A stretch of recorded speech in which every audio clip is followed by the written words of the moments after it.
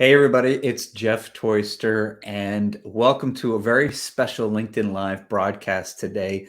We're going to be talking about uniting your team with a customer experience vision.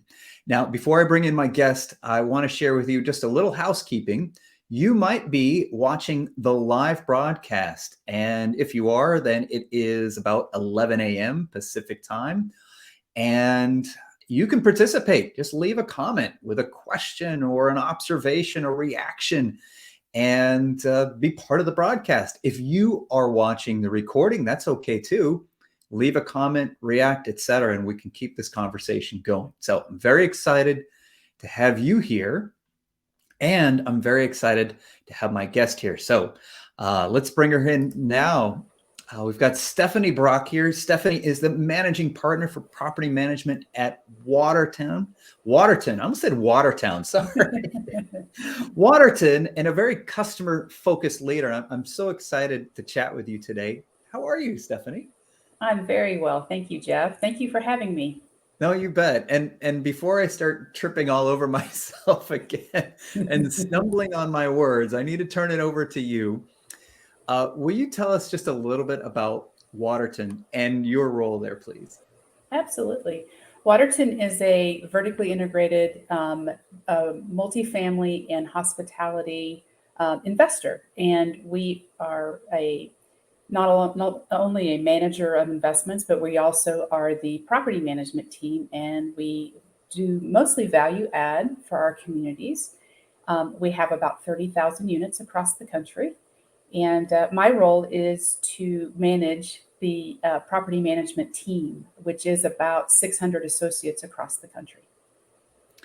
So what amazes me about Waterton is just the scale of it. And I've had a chance to interact with you and some of your leaders and also visit one of your communities and speak with some of your community leaders. And with just that scale, it's amazing to see the consistency in the customer experience that you're able to deliver. And that's, of course, what we're going to talk about today. So my first question for you is, what is Waterton's customer experience vision? What's that North Star that unites everyone? Resitality. Resitality is and it's captured in that one simple word. And it was a term that Waterton created. And it's the combination of residential and hospitality.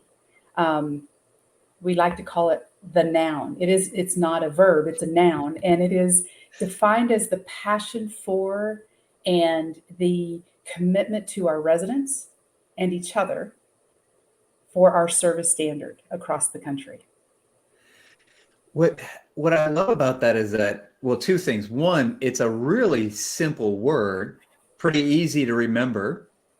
But two, I like that idea of combining residential and hospitality. And I know when I had a chance to visit one of your communities, I saw an example of that at work where there was an employee there and so many residents were coming up to her. And I was trying to figure out, like, why is she so popular? And I realized they all had dogs and she had treats. And as a dog owner, I got to tell you, that's how you make friends with dog owners, is you make friends with their dogs. But it was such a small thing of making people feel welcome.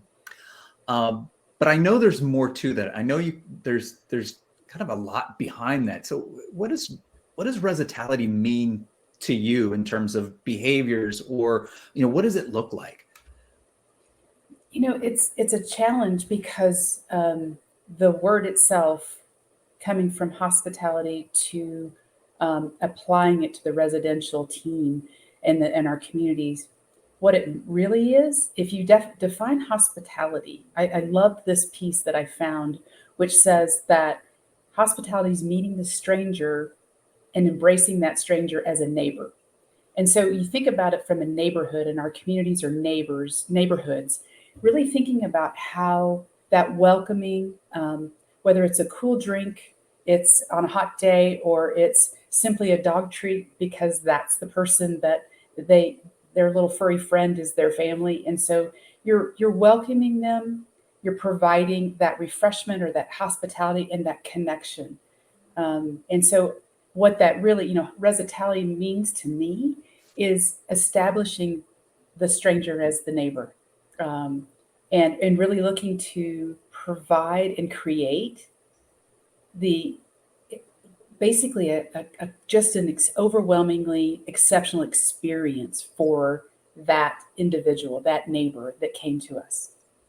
I love how you distill that down to that, just that connection as a neighbor. And I have to tell you, I've been a homeowner for many years, but when I lived in an apartment complex, I don't think I knew the names of any of the people that worked there. It was very transactional. It's kind of, you live here. If you need something, you call us, pay us each month, and that's kind of it.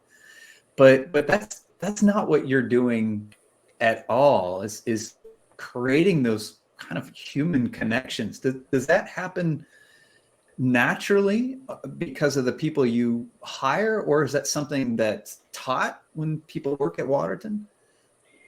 It is not something that is created naturally, particularly these days, because everything's so digital and so, nobody wants to have a conversation.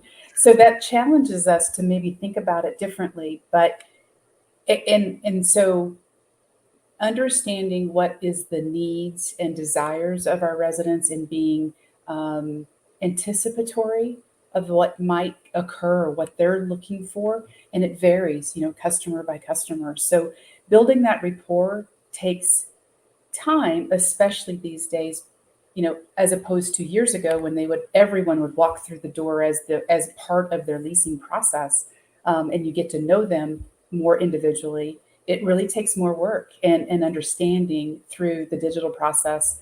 But then once they move in with us and live with us, it's important that we create those opportunities for people to come together, to have an open door, to come to the office and spend time with us, but also for us to be out in the community and to engage residents in the community where they are. So we can make those connections and they can make connections where they live. Very important. So, and I think you raised such an important issue about how the digital world has made things easier in some ways, but also created a sense of disconnection. Like, what would be an example of something that would happen in a community to help foster a connection with neighbors? So we often do, particularly like this month is Wellness Month for our for the country, and so we bring together. We will have wellness talks in our clubhouses. We will be outdoors. Last month we did our National Service Day where we incorporated our residents into service projects around our community and the outer community. So giving back, getting people involved, doing things together. And some of it is maybe parties or get-togethers, but other things are really, again, trying to meet our neighbor where they are. So if someone likes to garden, we have community gardens on some communities. If we have service projects, we try to incorporate and give them an avenue to be part of that service project. Um, it poolside. If there's a way to entertain and have people out by the pool in the summertime, it's a great opportunity where we can provide a food truck, something that breaking bread always brings people together. So it's always fun to have everybody in the community interacting. But I think at the end of the day, it's really providing the opportunities and different ones and diverse ones that allow those neighbors to interact in their interests, what they like to do. You raised an issue that I had never thought of, but it makes so much sense. What you're trying to do, if I understand it correctly, is not just connect Waterton employees with residents, but connect residents with each other and create a sense of community amongst the residents as well. Absolutely. When I think, you mentioned being a homeowner, um, we go to those communities where we find that sense of connection. It's no different for our rental communities. That's their home, and that's what we pride ourselves on, is that we deliver to them their home. So providing those opportunities where they can come together to get to know each other, it's they want to stay where they're known and where they know their neighbor. So it's a very I can't stress enough. It is a business, but it's their home, and that connection is really critical to having them feel comfortable and want to stay with us. I think you answered part of this, but we have a question that I want to bring up here from Linda, who asks, how do you get residents to participate in your group activities? And approximately what percentage of residents participate? It's interesting because every event is slightly different, and trying to, first of all, we like to ask what they're looking for, what kind of events are interesting to them, and it depends on location, depends on what's close by, but we try to find things that the residents find interesting. So if we have some things will draw, gosh, 40% participation, 50%, and other things will be 10%. It's Wow. more of an intimate crowd. And understanding that is just fine, right? That's that diversity that we want to offer.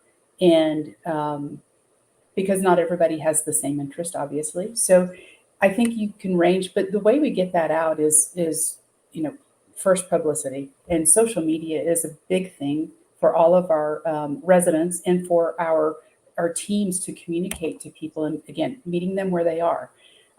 Social media obviously is a very big connector, and so we spend a lot of time trying to publicize the events and go through social media, asking for participation. And it does take a lot of work to bring people together, but then allowing them as well, our residents, to be able to prescribe something, ask what they want, then also take a part in the leadership, and having them help host it too is a great idea. Well, if you had said 10% show up, I would be impressed that you could sometimes get 40 or 50%. All right. I'm pretty amazed. I mean, that's a testament to the community that you're building. I want to shift gears just a little bit, because one of the challenges, I think, in any organization, and especially with one with so many employees, is enrolling people in that vision. How do you help employees at Waterton understand what Resitality means, and perhaps more important, understand how they can contribute? Sure. So there's lots of pieces to it, and it has to be a cultural mindset. And our core values, we go by the Waterton Way. And the Waterton Way is 5 simple core values that, when delivered and when that behavior is done, results in Resitality. We have our simple 5: be nice, listen and talk. Communication is critical in this day and age, obviously. So our third one is own it. And so we take pride in what we do. We take responsibility. We own it. We get it done. And that's the results, right? That's where we say we roll up our sleeves and get stuff done. And then certainly have fun. That's our 5th. But in order to provide Resitality, our corporate cultural mindset has to be around the Waterton Way. And when we onboard an associate, and actually during the interview process, I joked with you a little while ago, but when I did the interview process, the very first question that someone asked me was, about Resitality, right? And it's all throughout our website, it's throughout our organization. And I'm like, thank goodness I knew what they were talking about, because it is all about the culture. And it doesn't stop at the time that you hire or onboard. It really just has to be woven through an organization. Our training, we developed a series of virtual training where it's 3 different series, 3 different modules within the series just for Resitality. What does it look like in action? Well, first of all, what is it? And then what does it look like in action? People need to know it's not just a word that we use, but an actionable and a measurable experience. For example, we have specific response times to service requests. Doesn't mean we'll fix everything in that same response time, but we want to acknowledge that we received it, we're working on it, and that response time is measured. One of the things that we also really worked hard with is with Resitality, it's about empowering the associate to be able to solve for the experience. We're going to have service recovery. It's just the nature of the business. And we're not perfect. We're going to make mistakes. But what do we do in order to minimize the mistakes, but also to recover from that mistake? So we empower our associates with a specific dollar figure that they can use to assist in that service recovery. If it's a dollar figure, if it's an action, whatever it might be that will help bridge that mistake that we made and recover in the eyes of the resident. And that's talking about banking goodwill. If we're good and we're providing Resitality when we make a mistake, because we will, then we'll have some goodwill and then we'll make it right. So it's a lot of different things, Jeff. Yeah. And I think probably finally, and maybe not any less important, is recognizing those associates that perform that Resitality, and recognition programs specifically around the action of delivering that Resitality through the Waterton way. Recognition is critical to our team members today. They want to know that they've done a good job. You've covered so much, but one of the things that really stands out for me, Stephanie, is that this is not just a buzzword that is hanging somewhere and forgotten, but it's really a system. It's a North Star for a system in terms of how you operate the business. And I want to get to that in just a moment, but we had I think a good question or good observation, and I have an answer for this, but I'm curious to get yours. So Aramansale, and I hope I pronounced your name correctly, and I apologize if I did not, asked, how does a customer appreciate their experience when they feel the services rendered are just part of the employee's job? Now, I have a definite thought on this, but I wonder if this is something that you encounter, maybe some skepticism on the part of residents who have lived other places and are wondering, is this real? That's a great question. I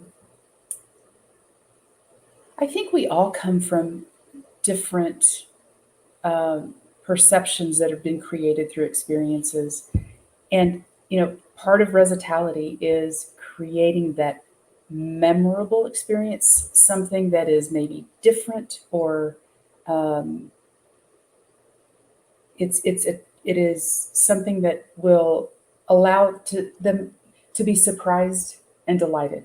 Something that's just, it may not be a lot for one individual, and someone else it's going to be a totally different experience.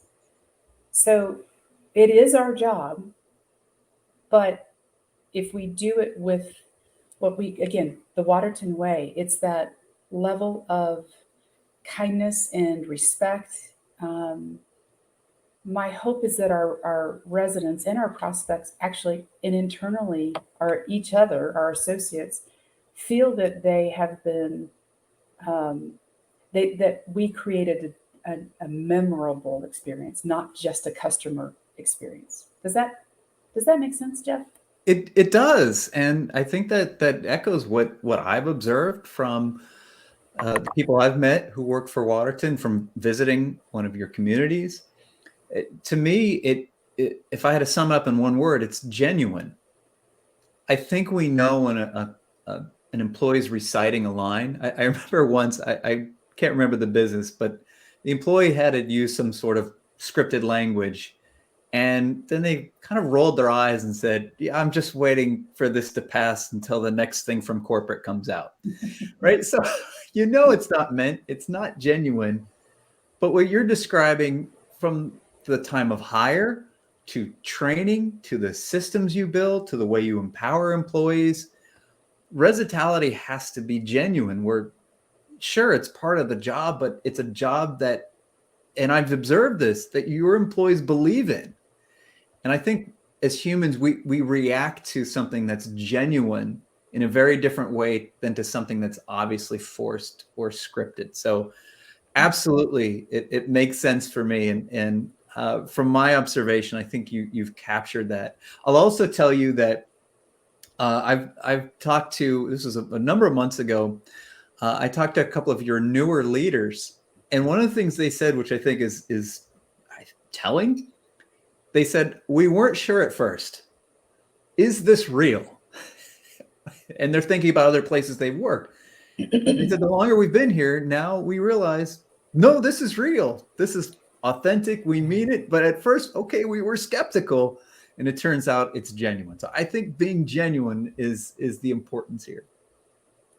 I couldn't have said it better. Thank you. And I was one of those that I felt like, wow, if it's half as good as what it sounded like during the interview process, then man, I will be golden. But I have to say it because of that framework of Resitality in the Waterton way, we've been able to, it's 100% of what was put out there as the opportunity. So agree, authenticism and being genuine is critical to the service experience. And I know this is going to look like a plant or a setup. I certainly didn't know about this, but Kenny is giving us a shout out and saying, no, it's true. Resitality is above all our entry doors. It's not just a word. It's truly an experience. So thanks for chiming in, Kenny. We appreciate the backup on that one. I do want to shift gears a little bit, and because I think it's one thing to have a program that's a program for our employees, but as a leader, how does Resitality influence your decision making? I thought about this because lots of experience in the business, lots of different groups that I've been privileged to work with. And oftentimes you don't know what those, call it guardrails or North Stars, true, genuine North Stars are for the organization. And I have to say that Resitality gives me permission to do the right thing. If I can use that as my North Star, it allows me to say, and again, a lot of times people say doing the right thing always means telling the customer that they're right. And I would look at it a little differently and say that what is the win-win? What's the win-win for both of us? And sometimes it isn't yes to everyone. It is saying, here's what I may not be able to do this, but I certainly can do that. And try to create that win-win situation. So Resitality, I just would say, gives me that latitude and that permission to say, I'm going to seek the win-win and do the right thing. I imagine that's a tough call. And the reason I say that, because, at the beginning we talked about Waterton is an investor, and we invest in property. We've seen this for all types of properties, that sometimes to maximize the value of that property, we don't invest in it. We don't improve things. We don't make things better. We cut as many corners as we can. But I haven't seen that. And I'm hearing you say that Waterton's doing the opposite, that it's a focus on value add and looking at the lens through both how do we improve the value of the investment, but also how do we at the same time improve the value of our residents' experience. Another challenge, right? It's trying to make that balance between being a fiduciary for our investors and for the investment, with the residents' best interest in mind, and balancing what that takes. But I do think, and one of our biggest initiatives is to find the good and leave it better. And I would say, if you walk away from any of our communities, even with very little, call it capital dollars from an investment scenario, is really looking to improve the experience for the residents as well. So it's twofold. It's balanced, and making sure that we provide an environment where they also, as a resident, can create their own memories and their experience. This is their home. This is where they're part of their life is spent, and it's important that they have the ability to create those memories. But all I can say is it's a really methodical and balanced approach to the investment and in ensuring that we create that lifestyle in that community that the resident has chosen. One of the things that really impresses me about you as a leader, Stephanie, is that you put Resitality front and center. I'm absolutely convinced it's genuine.